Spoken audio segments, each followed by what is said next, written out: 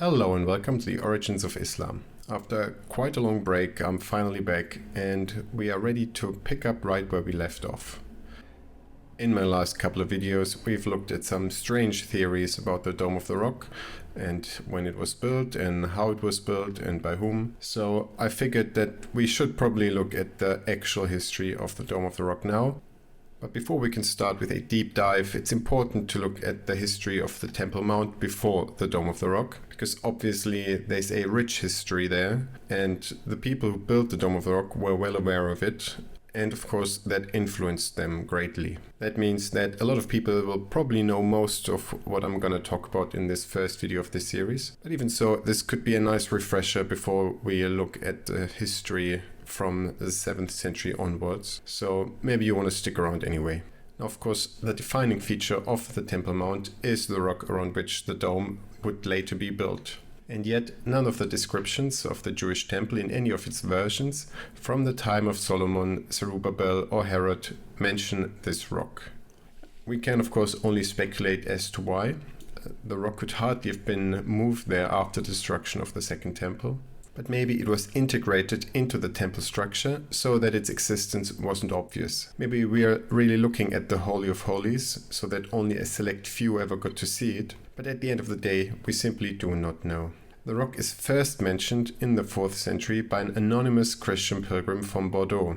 He writes, "And where the temple which Solomon built once stood, there are 2 statues of Hadrian, and not far from the statues there is a rock with a hole, to which the Jews come every year and anoint it, bewail themselves with groans, rend their garments, and so depart."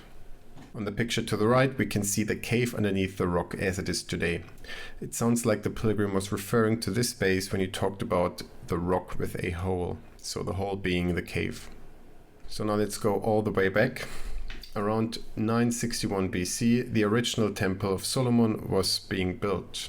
We don't know today where it was exactly located, but a great deal is known about its shape and fixtures from biblical sources. It was a rectangular building set on a platform with an enclosed Holy of Holies in which the Ark of the Covenant was placed.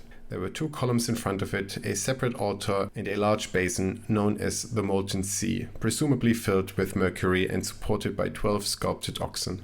The temple's decoration of cedar and gold was certainly elaborate and probably unique for its time, but little information exists to reconstruct it in any detail. Now, Solomon's temple, with whatever changes and additions may have occurred over the centuries, was pilfered and destroyed by the Assyrians in 586 BC. The Jews had to go into their Babylonian exile.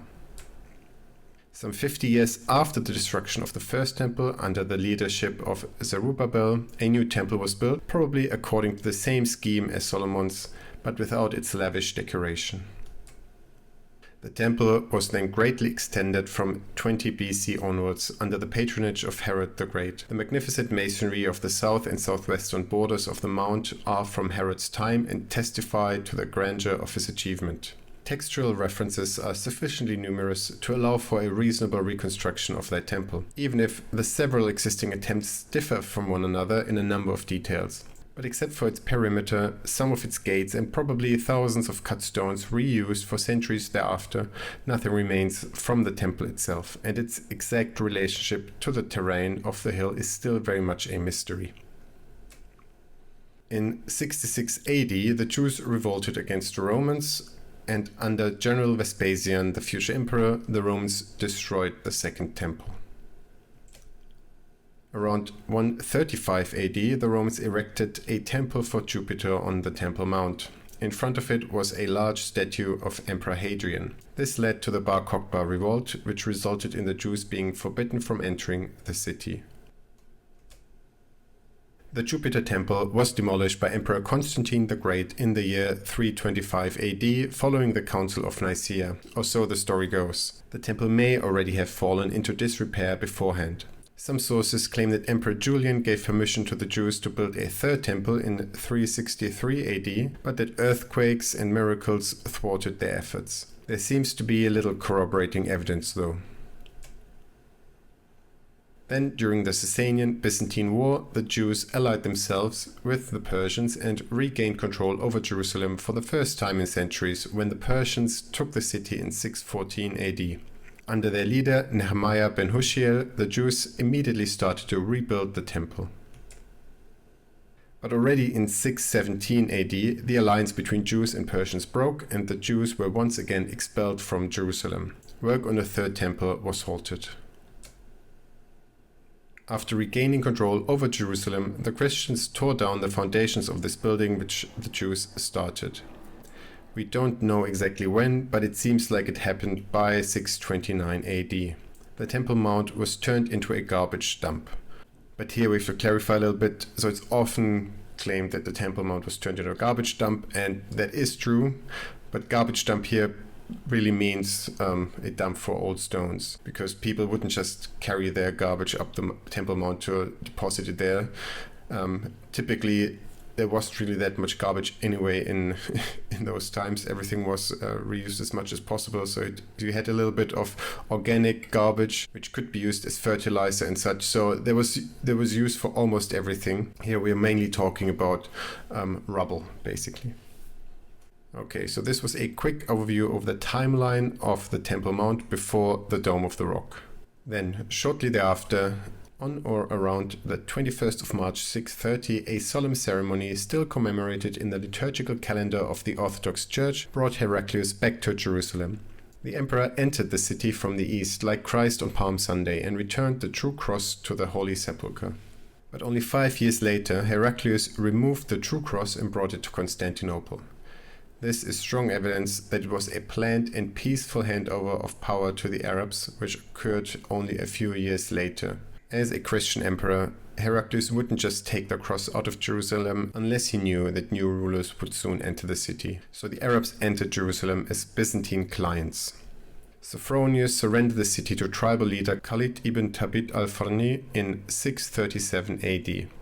It was a peaceful, low-key event.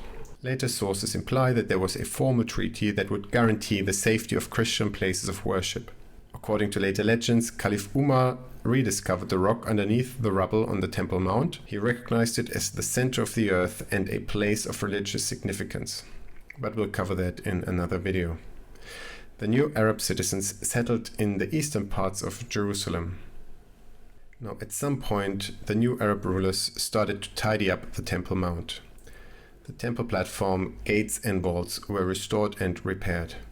Jewish and Christian labor was employed. For example, we know of one story about a local archdeacon who worked on the Temple Mount and who was told by the patriarch to stop working for the quote-unquote atheists. The archdeacon was even promised employment and increased salary. He initially agreed to the offer, but 2 days later he went back to work on the Temple Mount. He was then stricken by divine wrath for his refusal of the offer. At some point, a makeshift assembly building was erected on the Temple Mount. Around 670 AD, the Christian pilgrim Arculfus describes it as an oblong house of prayer, which the Saracens pieced together with upright planks and large beams over some ruined remains. By the late 7th century, we have multiple attestations of a large-scale construction project on the Temple Mount. Temple iconography on coins from around the same time indicates that the new building was connected to the Temple of Solomon. The inscriptions inside the Dome of the Rock mentions the year 691 AD as its construction date. Scholars argue whether 691 was the date the dome was completed or the date construction started though. As I said in the beginning, most people will be familiar with what we just went over, but it was important to bring the story back into the forefront of our minds, because when we talk about the Dome of the Rock, we are also talking about a long history, a long tradition. The Arabs of the 7th century were well aware of that tradition, and it did play into their decision to build the Dome of the Rock. And with that, we are at the end for today. Thank you very much for watching, and see you in the next video.